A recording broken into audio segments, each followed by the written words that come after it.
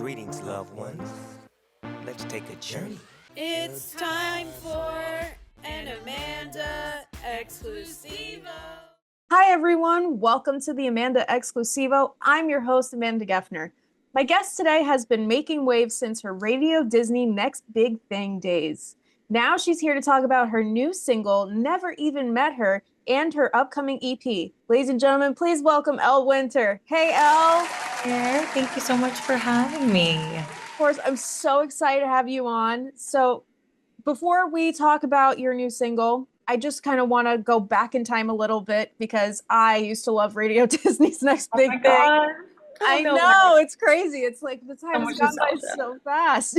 I know, right? It's so crazy. I don't know where the time went. It makes me so sad that Radio Disney, they shut down during the pandemic, I but know. I'll never forget them. But tell me about how you got your start there and give us a little bit about yourself and when your love for music began. Yeah, so I've loved music my whole life. I mean, my mom used to joke that I was singing before I started talking. So I luckily grew up in New York City, and there was just so much creativity and obviously music that just like flooded the streets. And I took different acting courses, vocal lessons, and I was in an acting class when I was 7, and they had like a end of year showcase, and agents and managers would come, and that's how I was discovered by my first agent. So then I was doing like really fun commercials and little things like around New York. I did like a Golden Corral commercial. It was like my first professional gig ever. But then my agent, when I was 13, introduced me to Radio Disney and Disney Channel, and I auditioned for them, and they found this show that really combined my love of songwriting, because at that point in my life, I had already released like CDs that I'd hand out at school, and I would go to my recording God. studios and had worked on like EPs, I guess now I call them, but at the time I would just have like literally mixtapes, and I'd like hand them out to my middle school friends. So I had That's this so collection and body of work, and luckily this Disney show was about, featuring artists and their original music and showcasing them. So it was a good fit. But Radio Disney really catapulted my career, and they were just huge champions of mine for like up until literally they shut down in the pandemic. They premiered my debut EP, Yeah No, and I just have such a soft spot for that whole family there. I know. And it's just so sad that they're gone now, right? I mean, that No, was I think pretty it's much their childhood. yes, literally. And I think it's so important just to have like a safe space for young people to enjoy and listen to music that just is, I don't know, positive and uplifting. I think it's kind of sometimes hard to find that in this day and age. So they Yeah. are So for sure. were any of your Radio Disney musicians some of your musical influences growing up? Who do you like? Yeah. I Yeah. mean, I grew up loving like Britney Spears and Christina Aguilera. I think all those were on the Mickey Oh, Mouse Clubhouse, right? oh yeah. I mean, I had a dog named Miley because I loved Miley Cyrus so That's much. I hysterical. had a Yorkie named Miley for most of my childhood. But yeah, I grew up just really inspired by strong female artists. I think as like a young girl watching that on TV, I was like, oh, if they could do it, like anyone, any girl could do it, right? Like that's so Yeah. attainable. So I mean, that's why I think it's so important. Like I tend to actually have a bit of a younger fan base. So like I love hopefully that I can inspire maybe other young women to feel like empowered to pursue their dreams, because it's a fun journey and a daunting path, but seeing another woman do it makes it feel a little less scary. Yeah, no, seriously. I mean, you're out there now and you're killing it. You're a young woman and you have lots of young woman music fans. So seriously, and your new single, Never Even Met Her, congratulations. It's a Thank you. great song, by the way. It's really relatable for girls who have dealt with heartbreak before, and I know your message behind it. But for those of us that don't know, would you be able to give us a little bit of the story behind it and what made this your quote unquote comeback single? Yeah, thank you for your kind words of the song. I went back in the studio with the producers who had done my debut project, my Yano EP, and that project just I feel really resonated for me and for so many other people just around the world. It was such an inspiring record. Like I felt like, oh, I could be honest and show my strength through my vulnerability, and I could actually really make these beautiful connections with people around the world. And so I kind of carried that energy into sessions that I was doing with the producers who had done that project, and we reunited and started working on this. And I really just wanted to create uplifting music that made you feel confident and like you could live on your own terms and not let other people define you. And I wrote Never Even Met Her after I found out that someone from my past had been just creating such a false narrative of me and how things went between us. And rather than letting it consume me and really bring me down, I was like, the girl that they're talking about doesn't even exist. It's so far from the truth. It's like they made it up so they could justify their actions, their bad behavior. So it was a very like cathartic song to write because it's like, oh, what people say about me, that doesn't affect me. It's not in my control. It's actually so far from me that it's someone I've never even met. So the song, I feel like I'll turn to it a lot in life when I need like a boost of confidence and just know that like no one else can define me and I can live on my own terms.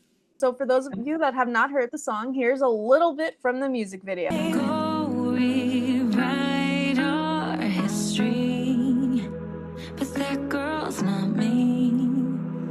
Call me the villain, call me the devil, but don't expect that I'll stoop down to your level. Tell the whole world until you're too tired, and I'll save my breath 'cause I find out you're a liar. So this is the girl that you created, so you can sleep easy in the bed that you're making. And I hate it too if the rumors were true, but I hate to break it to you. I never even met her.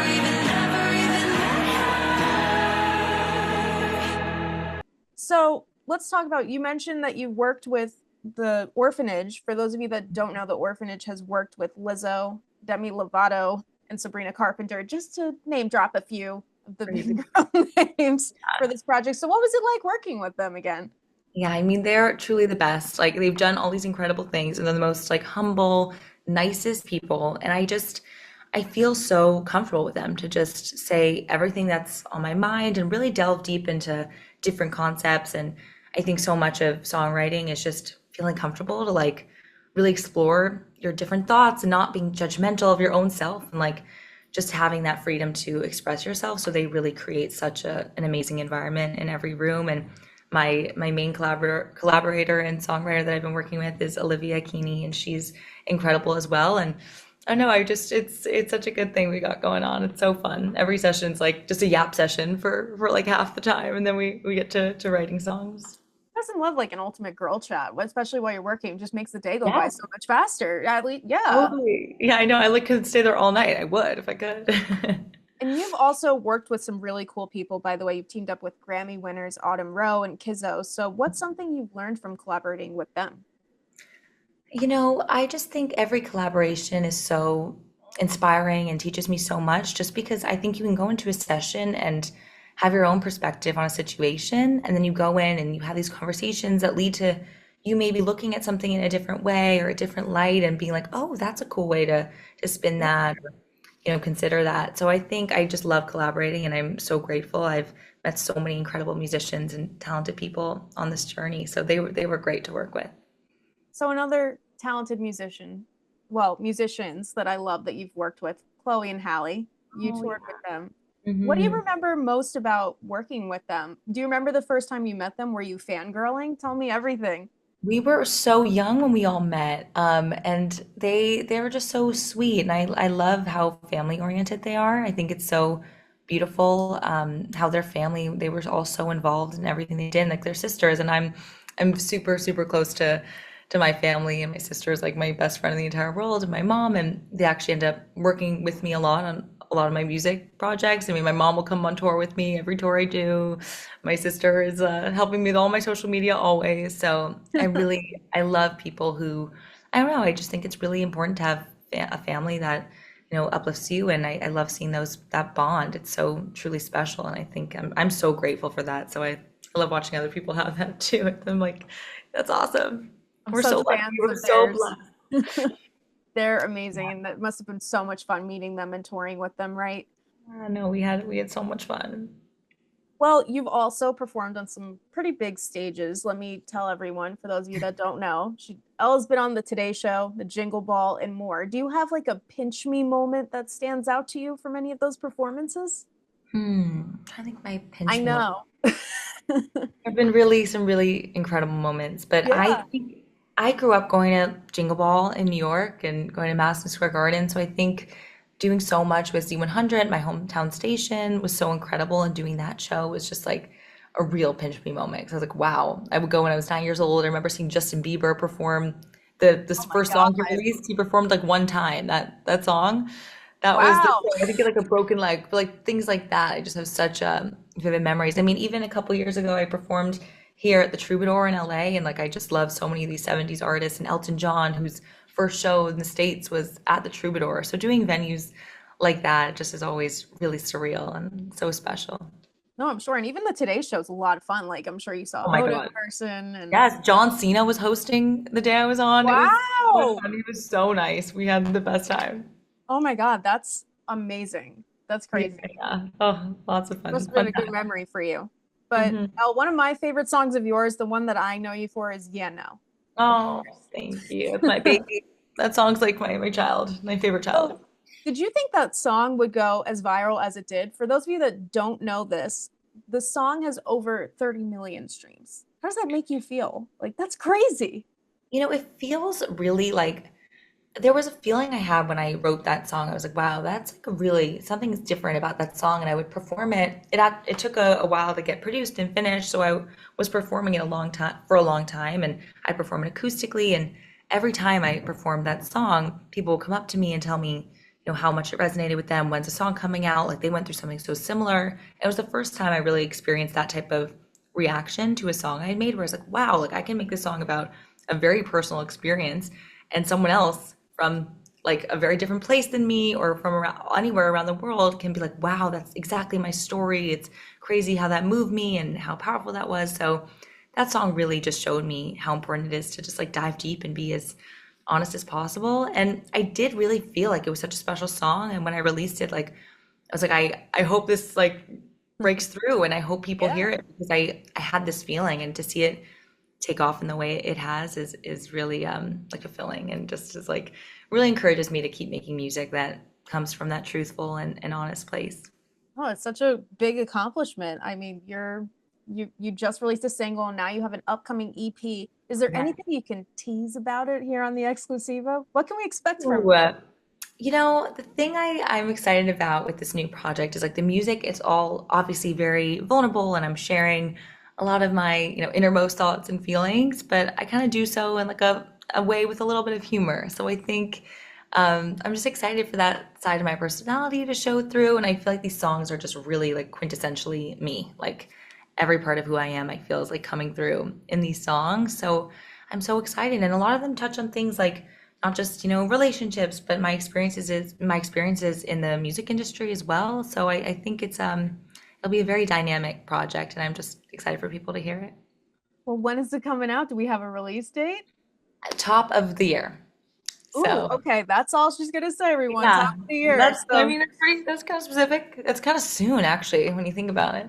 that's true. Where did the That's time go? I I'm know, still it went living by like so fast. 2013 Radio Disney, and now it's Oh, me too. 2026. Okay? How is it 2026? It's not okay. I know, it's crazy. The time is going by so fast, but you're busy. Like you're singing, you're also studying at the University of Pennsylvania while juggling your music career. So how do you balance everything? That must be a lot, right?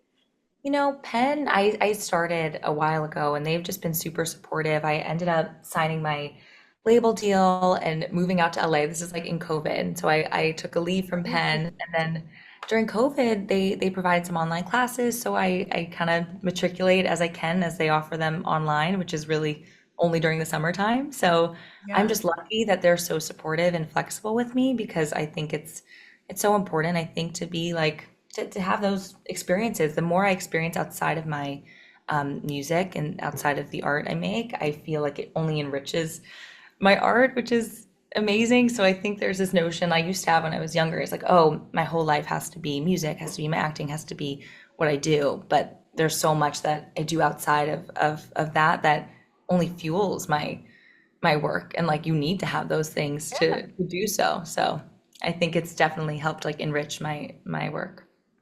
definitely. So when you were in school, I'm just curious. I know you mentioned if everyone loved your music in middle school. I mean, I forced them. I was like hand out You CDs like forced outside them. of school. I'm like, Okay. you're gonna like it. I actually would invite, like I was in fifth grade, and I would perform at these venues called like the Bitter End or the Red Line in New York City, which are Yeah, like yeah, yeah. I know exactly where. bars. Yeah. And I'm 11 or I'm 10 at the time, and like I can't even walk into a place like that. And I invite all my middle school friends like come and sit there, and like they'd go and like somehow get in. It was crazy. So What about your college friends? Has anyone fangirled over you? Have you had any? I wouldn't say fangirl, but people are very supportive there. Like I'm very lucky that everyone just wants people to do well and do exciting things. And there's so many Really incredible nice. people at that school that are doing like really interesting, like extraordinary things. So it's a great place. That's awesome. But what else do you have going on? What's next for you?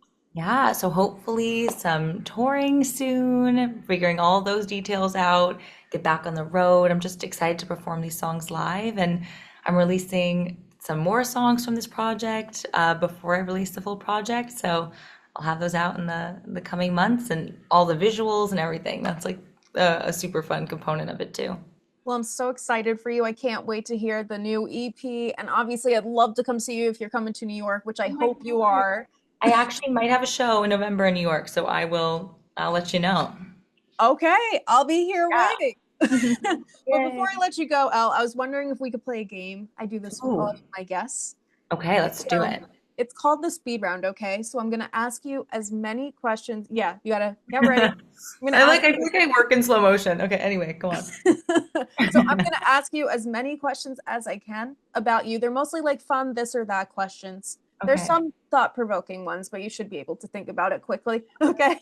My record right now is 22. Giacomo, he's from a company called Stretched Mozzarella in New York. And he, Oh, yeah, wow, so wow. Okay. answered Okay, so I 22 gotta. questions in 1 minute, and no one has beat him yet. Oh yeah, I think he's gonna still have the crown after this one, but I'll give it a Okay. shot. I'd love for you to try it. Okay, I'm ready to go. All right, Elle, I'm gonna start the timer right now. Your favorite type of music? Pop music. Go-to snack? Peanut butter. Your dream artist to collab with? Taylor Swift. The beach or the pool? Beach. Your celebrity crush? Zayn Malik. Okay. Favorite ice cream flavor? Chocolate. Rom-com or action movie? Rom-com. Favorite holiday? Halloween. What's your biggest pet peeve?